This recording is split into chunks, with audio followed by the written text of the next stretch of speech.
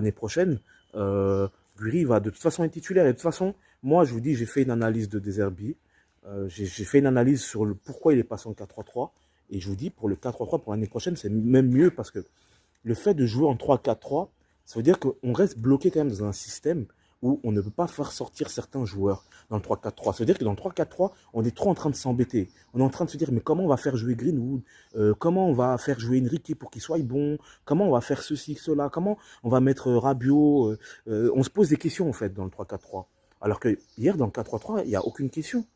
Il y a deux défenseurs centraux, il y a deux latéraux, il y a un 6, deux 8, il y a deux ailiers et un 9. Voilà. Et c'est mieux pour l'année prochaine, parce que même l'année prochaine, si on veut doubler les postes, dans un 3-4-3, en fait, on aurait dû doubler les postes par rapport au 3-4-3. C'est-à-dire qu'on aurait dû chercher des vrais pistons pour remplacer Enrique comme on aurait fait, parce que c'est la première question qu'on s'est posée, c'est comment on va faire pour remplacer Enrique. Mais là, en passant en 4-3-3, l'avantage, c'est qu'on peut dire, bon, bah, l'année prochaine, on va juste prendre un latéral droit qui mettra la concurrence à Murillo. Et on l'a peut-être déjà, c'est Dedic, mais est-ce que Dedic, c'est trop court? Moi, je pense que c'est trop court, Dedic. Je pense que Dedic, l'année prochaine, il faudra peut-être le prêter. Donc voilà. Donc c'est ça l'avantage. C'est que pour concevoir l'effectif, c'est mieux un 4-3-3 qu'un 3-4-3. Donc voilà. 3-4-3, je vous dis, on doit trop s'adapter à un système, à certains joueurs, et on ne veut pas ça. C'est mieux qu'on soit un 4-3-3. Pour ça, au moins, bah, Greenwood, il est un peu moins bon. On va chercher un couloir. Si Enrique est bon, il part. Bah, on peut avoir ou aller chercher un ailier. Voilà. Guri, il n'est pas trop bon. On peut le remplacer par Mateta. On peut le remplacer par Jonathan David, par exemple. Okay. Et même, je pense que Guri peut même jouer attaquant gauche, comme il sait bien se déplacer.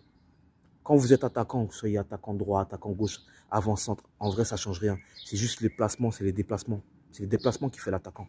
C'est pas. Quand tu es numéro 9, c'est les déplacements qui comptent. C'est pas le fait de rester neuf, planté comme Mopé.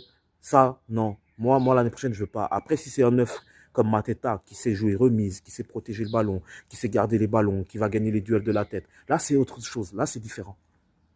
Parce que Mateta, il peut jouer pour Guri. Voilà. Et Mateta, il peut jouer pour Greenwood. Mateta, il aime bien ça aussi. Jouer remisé, boum. Guri prend la profondeur ou Greenwood va prendre la profondeur. C'est ça, en fait. Après, il y a Jonathan David. Jonathan David aussi, il sait le faire. Et je vous dis, ça, c'est un profil. C'est des profils que, pour l'année prochaine, on a besoin. Mais que Guri va être titulaire l'année prochaine, ça, c'est certain. Que Greenwood va être titulaire l'année prochaine, ça, c'est certain.